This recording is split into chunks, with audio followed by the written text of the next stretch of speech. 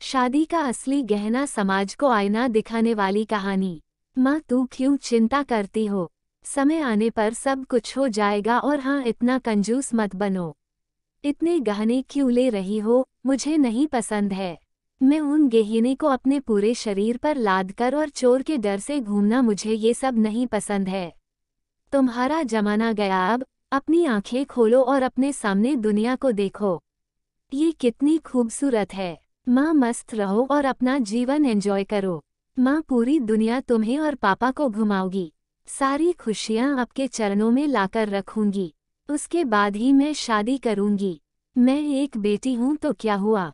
मेरे भी जिम्मेदारियाँ हैं। अब मुझे सिर्फ अपने करियर पर ध्यान देने दीजिए।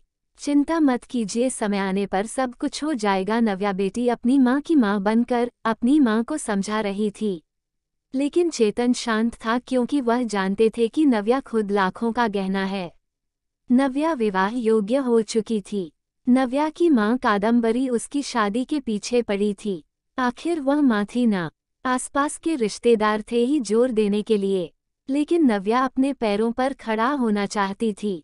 इसलिए वह शादी के बारे में नहीं सोच रही थी। इसलिए इस फालतू की चर्चा में उसे कोई दिलचस्पी नहीं थी। कादम्बरी सिर्फ एक वाक्य कहती थी, पढ़ाई करना तो तुम शादी के बाद भी सीख सकती हो ना। हमारी चिंता करना कम करो। नव्या अपने अपने फैसले पर अड़ी हुई थी और कादम्बरी हमेशा चिंतित रहती थी। आसपास की लड़कियां शादी करके गृहस्थी संभाल रही थी। 8 दिन पहले नव्या की सहेली की शादी हुई। वह धूमधाम से हुई शादी में उसके शरीर पर 1 किलो सोना पहनाया गया होगा। उसे हर रस्मों में एक गहना उसकी माँ अपनी बेटी के शरीर पर चढ़ा रही थी। दिखावा बहुत था शादी में। हमारी तो कोई भी तैयारी नहीं नव्या के शादी के लिए। चेतन तो किसी बात की चिंता नहीं करते। उसे याद आया, नव्या जब इस दुनिया में आई तब कादम्बरी के ससुर चेतन को बोले, चेतन लड़की हुई है रे बाबा, अब दहेज की तैयारी में लग जाओ। कादम्बरी को बहुत बुरा लगा सुनकर। पिता बनने की बधाई देना तो दूर, दहेज के बात करने लग गए। लेकिन चेतन इतने खुश थे कि मेरी संतान के रूप में पहली ही बेटी हुई। वह उसका लाड प्यार करने में मग्न रहता था। वह उत्सुकता से नई नई चीजें नव्या के लिए ले आता। मूल रूप से नव्या बहुत बुद्धिमान और तेजतर्रार थी। वह उत्सुकता से नई नई चीजें सीखने के लिए इच्छुक थी। नव्या धीरे धीरे अच्छे संस्कारों में बढ़ती जा रही थी।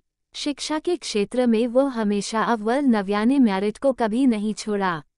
शोकेस विभिन्न योग्यता प्रमाण पत्र और ट्रॉफियों से भरा हुआ था। चेतन बोलता था, बस नव्या का सपना साकार करना है, इसलिए फिर उसकी शादी के लिए बचत वगैरह वह करता नहीं था। चेतन कादम्बरी को कहता था कि उसकी शानदार सफलता ही उसका सबसे कीमती गहना है। सब कुछ अच्छा होगा, चिंता मत करो।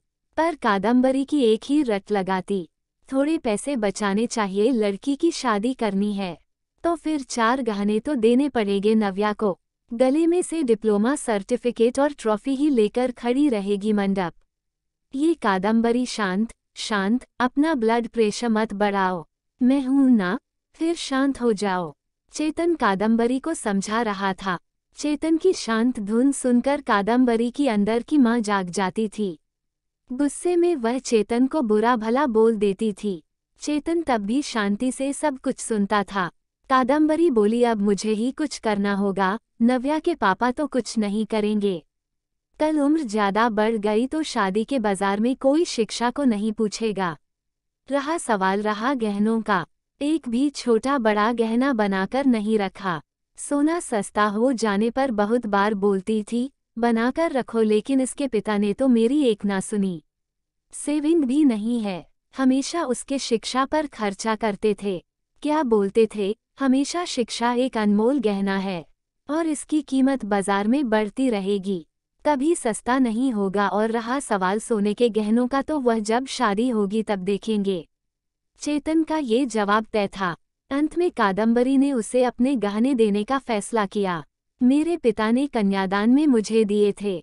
टोकरी जितना भरा तो नहीं, लेकिन कटोरी भर जरूर दिया है। मैं अब कहाँ पहनने वाली हूँ वह गहने। ये चिंता जो उसने खुद को समझ आकर दूर की। जैसे जैसे दिन बीतते गए, नव्या ने अपने स्मार्टनेस से पोस्ट ग्रेजुएशन पूरा किया। उसने पीएचडी करने का इरादा किया और उतने में सोने पर सुहागा अचानक उसे माइक्रोसॉफ्ट द्वारा सिलेक्ट कर लिया गया, जो पिछले साल के प्लेसमेंट के लिए आया था। एक बड़ा पैकेज उसके हाथ में रखा गया और गुड पोस्ट द्वारा और कई सुविधाओं पोस्टिंग के साथ अमेरिका में पेश किया गया। चारों उंगलियां घी में, साथ में पीएचडी कर सकती थी क्योंकि कंपनी ने उसे बोनस दिया था।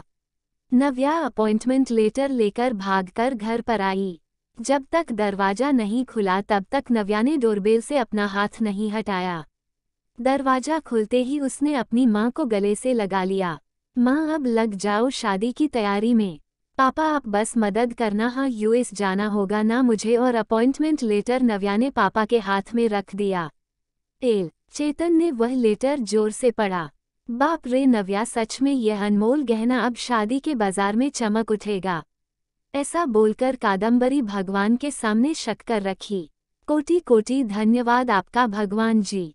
ऐसा बोलकर भगवान को हाथ जोड़कर नमस्कार किया। अब ये बड़ा गहना और अन्य छोटे बड़े सर्टिफिकेट के आभूषण नव्या के व्यक्तित्व पर अवश्य ही अच्छे लगेंगे। कादम्बरी, फिर बताओ सोना लेने कब जाना है? चेतन ने उसे टोंट मारा। इसमें कोई संदेह नहीं है कि उसकी शादी में उसके गुणों के आधार पर अर्जित अमूल्य गहना निश्चित रूप से उसके सौंदर्य बढ़ाएगा चेतन जी। और वह मेधावी पदक और बड़ी बड़ी ट्रॉफी या अन्य पद्मा भूषण दुल्हन की शोभा और बढ़ाएंगे। ये हीरा हमारे मानस के जीवन में बिल्कुल फिट बैठता है। चलेगा ना आपको? दरवाजे पर शर्मा फैमिली खड़ी थी।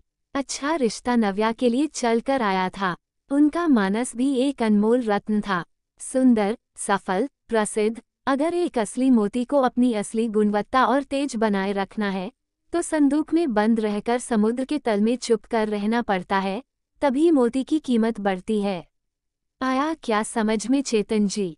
शर्मा जी ने चेतन की तरफ देखकर मानस की तरफ देखा। कादम्बरी अंदर खुद को चिकोटी काट रही थी और सोच रही थी कि आखिर कौन से गहना का तराजू भारी है। आखिर शिक्षा एक अनमोल गहना है, उसे चोर से डर नहीं लगता है और उसे पहनने और तिजोरी में बंद करने की आवश्यकता नहीं है।